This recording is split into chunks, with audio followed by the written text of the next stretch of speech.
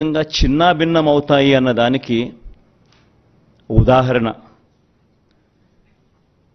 మన ప్రభుత్వం ఈ 58 నెలల మన ప్రభుత్వం కన్నా ముందు ఒక్కసారి ఏం జరిగింది అప్పట్లో చంద్రబాబు నాయుడు గారు ఆయన కూటమి అప్పట్లో వాళ్ళ మేనిఫెస్టోలో వాళ్ళు ఏం చెప్పారు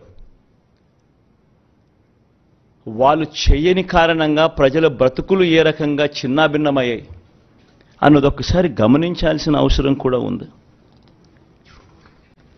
ఈ డాక్యుమెంట్ బహుశా మీ అందరికీ కూడా చూసే ఉంటారు ఎందుకంటే ఈ డాక్యుమెంట్ ముఖ్యమైన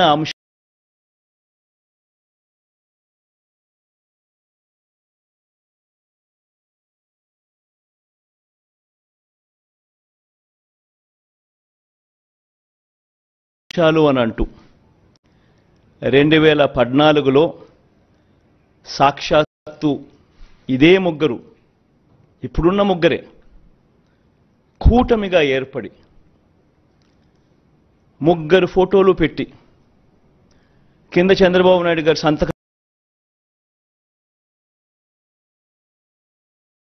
కూడా కనిపిస్తుంది ముఖ్యమైన అంశాలు అని అంటూ ఈ పాంఫ్లెట్ 2014 ఎన్నికలకు ముందు ప్రతి ఇంటికి పంపించారు ఈ పాంఫ్లెట్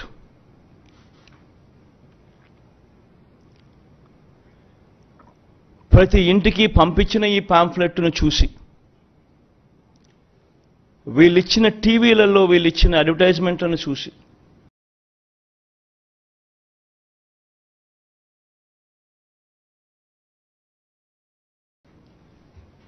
అప్పట్లో ఈనాడులో చూస్తే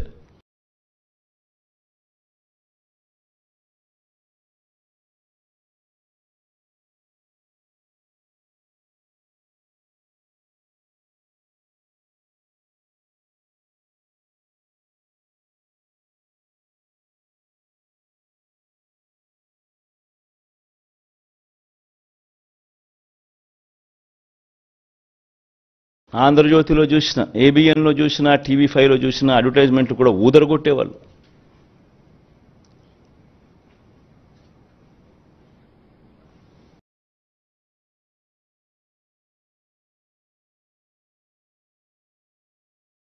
ఒక చెయ్యి ఒక తల్లి చేతిలో ఒక తల్లి మెడలో మంగళసూత్రం ఒక చెయ్యి లాగేస్తూ ఉంటుంది వెంటనే ఇంకొక చెయ్యి వచ్చి అడ్డుకుంటుంది బాబు వస్తున్నాడు బ్యాంకుల్లో పెట్టిన బంగారం ఇంటికి వస్తుంది అని అడ్వర్టైజ్మెంట్ ముఖ్యమైన హామీలు అని అంటూ ఏకంగా చంద్రబాబు నాయుడు గారు సంతకం పెట్టి ఇదే ముగ్గురు ఫోటోలు ముద్రించి ఇదే కూటమిగా 2014లో ముఖ్యమైన హామీలు అని అంటూ వీళ్ళు చెప్పిన మాటలు వీళ్ళు చెప్పిన హామీలు ఏ మాదిరిగా ప్రజలు నమ్మి వీళ్ళకు ఓటు వేసినందుకు వాళ్ళ బ్రతుకులు ఏ రకంగా అతలాకుతలమైనాయి అన్నది కూడా ప్రతి ఒక్కరూ నాగరిక ప్రపంచంలో గమనించాల్సిన అంశం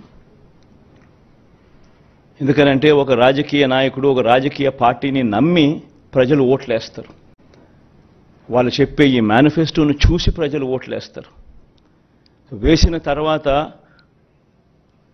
అది ఇంప్లిమెంట్ కాకపోతే వాళ్ళ బ్రతుకులు ఏమవుతాయని కనీసపు ఆలోచనలు కూడా లేకుండా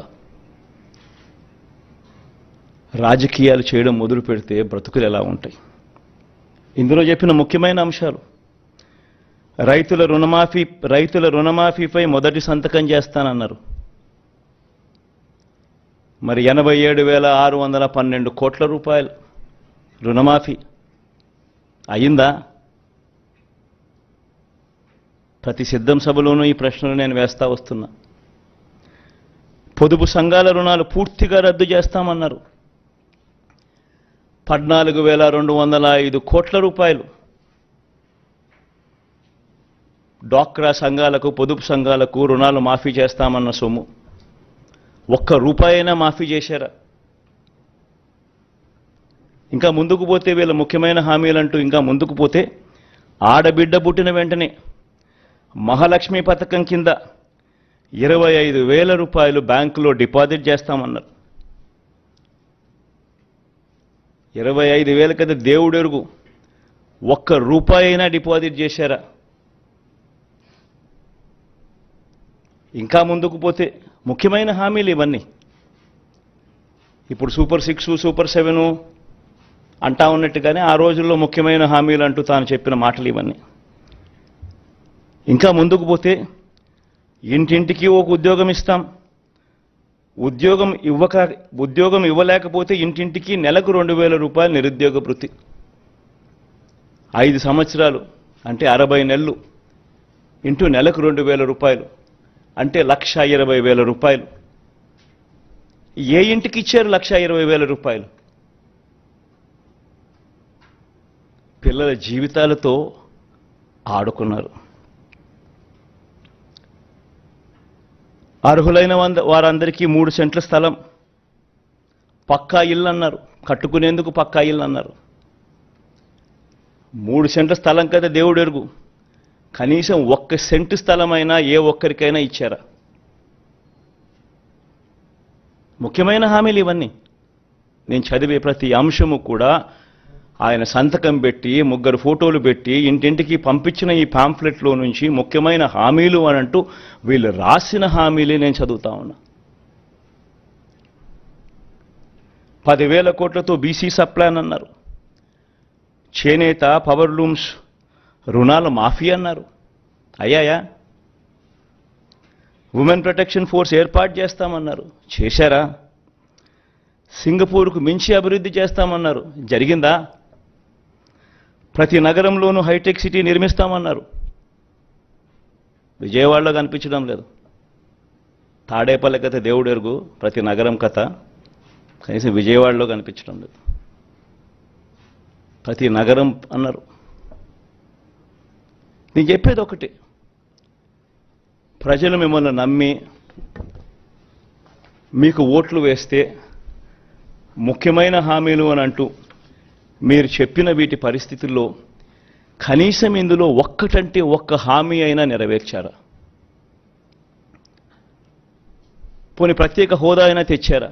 దాన్ని అమ్మేశారు.